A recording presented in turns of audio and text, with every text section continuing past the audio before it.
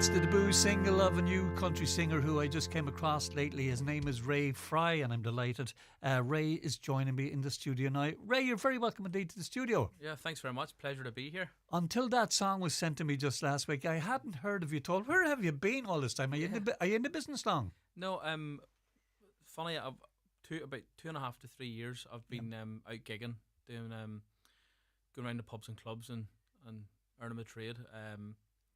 But my dad was pretty much all stems from my dad. My dad was in the show bands all his life. He was a lead singer. Oh, was he? What band? He was Ray Carroll in the Diamond Show Band. Oh, yeah. And he done a lot of touring and stuff. And just through him, I've always been brought up around music. So that's basically where it stems from, you know.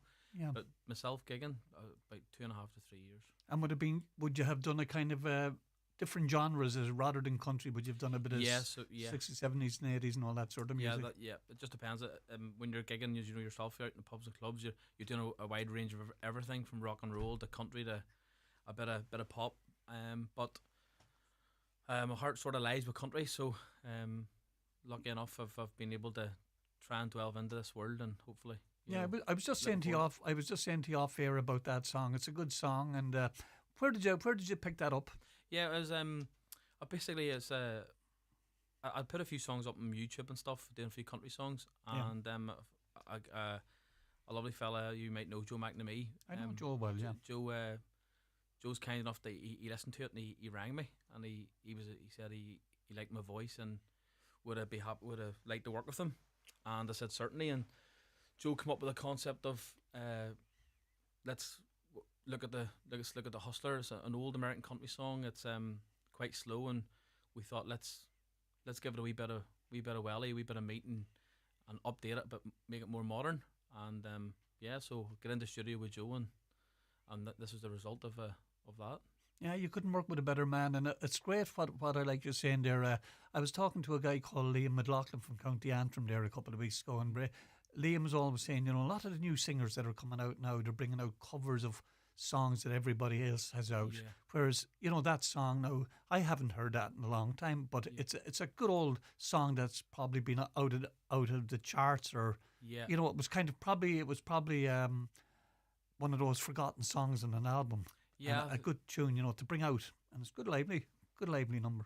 Yeah, absolutely. That was sort of when myself and Joe sat down. We had to be conscious of the fact that, you know, it's very easy to try and copy somebody else and try and do something that they're doing. I thought it was important to try and, if we're going to bring out a cover, to try and do a cover that hasn't been modernised or done in Ireland or as such, you know, in our country scene. Yeah. So it was important to try and take something like that song, as you said, that hasn't been covered before in that concept, and then try and make it my own.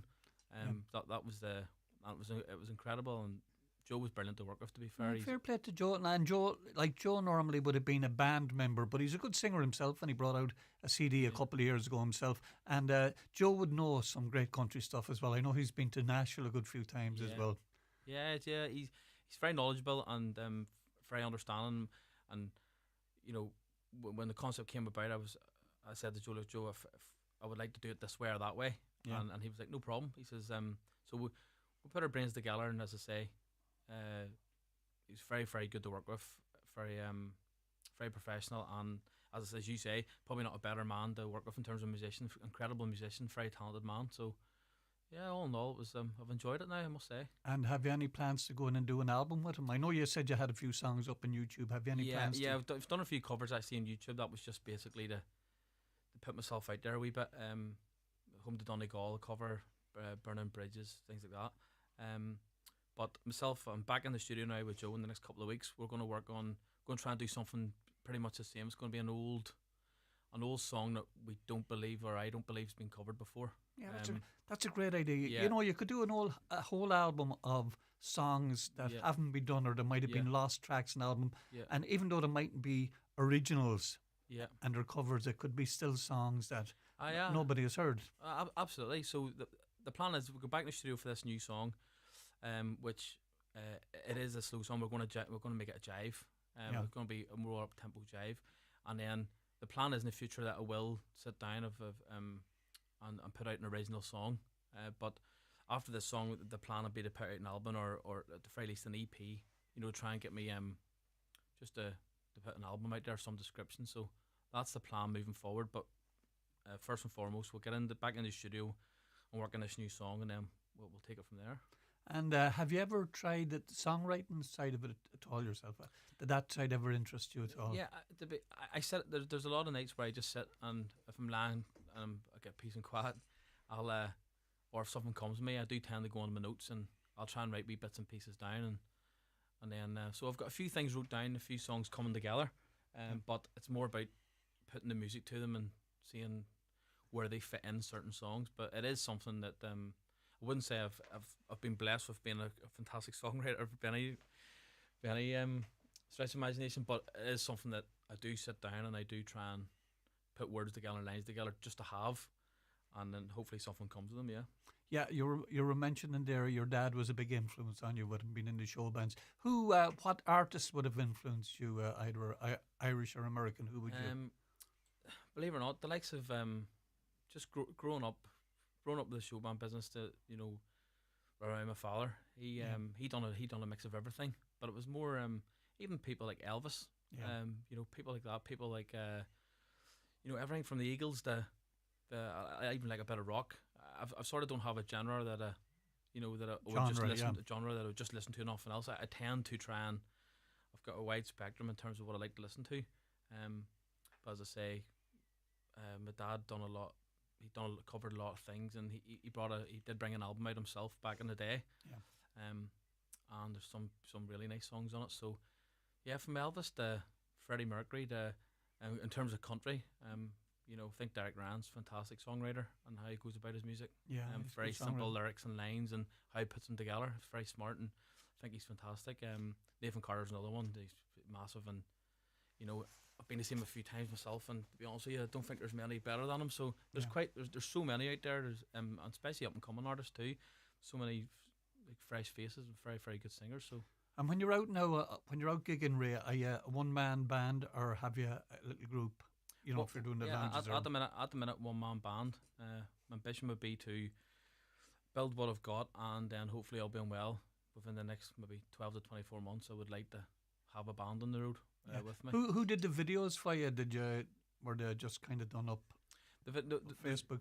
In terms of the songs, the YouTube, the YouTube. It's just that's just the actual songs that I've put out so far. We didn't actually have professional videos with them. I know. The new one coming out, the new one I'll be working on, will have a video with it. So that'll be a bit more advanced to what I've done. But anything like on social media is normally just done by myself, or it's just. Yeah, that's what I was just going to ask you. Have you done the social media thing? You know how a lot of people back in the time of the COVID, a lot of people went on social media on Facebook and it got them great exposure. It did, people see. Yeah, it's sort of. To be fair, I wish I had how I'd always been around singing and sang a bit myself. But it was never at this level or professionally or at gigging. And my dad was in a bad accident 3 years ago. And he was still gigging at the time, and they didn't think he was going to make it. It's a bit of a tearjerker, to be fair.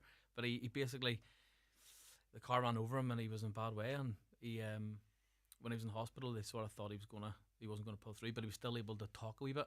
And he spoke to me and he says that if he didn't pull through, he wanted me to do a gig for him. And I said, look, if you pull through and you come out the other end of it and you're there to watch me, I'll happily do the gig for you. And lucky enough, it gave him a wee bit, it raised his spirits massively, and he pulled through and he held me to it and came to watch me in the gig, and ever since then I've been absolutely hooked on it.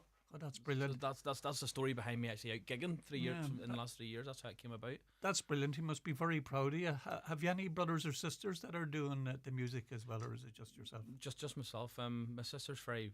My other sister Laura, she would be quite musical, and she'd done acting back years ago. She would, before she settled down, had a family. She'd have been done bits and pieces and toured and done plays and stuff with some of the like. A lot of the names that you know, so Stephen Fry, people like that. Oh yeah. So she'd done a bit of touring and done that, and she'd have done a lot of plays. But in terms of actually like doing this, none of the rest of the family sort of bother. It's just me following the footsteps of my dad now, to be honest. It's funny you mentioned Stephen Fry there. I was across the road today in the shop, and who walked into the shop was Stephen Fry. Honestly, And he walked in, he There was you getting go. something. I said to the wife, "That's Stephen Fry there." yeah, well, yeah, it's a small world, isn't it? But you know, Incredible. you were talking about Joe too in the recording. It's very important. Like that, that's a good recording there of that song. Yeah. And if you are going to do it, you're as well to do it right and go into a right studio and get musicians or. You know, Yeah, it's amazing what like Joe can play the steel and he can play the lead, and yeah. I'm sure he knows drummers and he'd know different people. Yeah, the funny the first, as you say, that's the first thing Joe said to me was, if we're going to put this out, we're going to do this, we're going to do this properly, and we're going to do it right. There was a couple of times we could have put the song out a wee bit earlier, maybe coming up into Christmas, Yeah, and we said no, look, let's hold it off. Maybe get lost in the Christmas songs and stuff. Let's hold back to January. But it just seemed from the very first minute, I went into the studio with Joe and worked on it. And as you said, he used a lot of the musicians he used were all first class musicians and yeah. like top of their field, and he would only use the best musicians for that. Yeah. So everything had to be done right. And to be fair, if you're going to do something, like you say, it's important that you try and do it right, or to the best you can. So. And where do you do most of your gigs now? I know you're from County Antrim. Yeah, I'm from County Antrim, so basically all over Northern Ireland, really. Yeah. Mostly, I could be anywhere. It's just, but as you say, it's more pubs and clubs and functions and golf clubs and things like that. It's just a wide spectrum, and it seems to be, I could be anywhere in any direction from Antrim, you know. Yeah, and on a weekly basis. It's so. just you want to get your name out there now. Have you? What would be the nearest you'd have come to Donegal? The nearest would have been at a gig in Derry. So Derry would have been. I actually forget the name of the pub now because it was a couple of years ago. But Derry's the furthest this direction.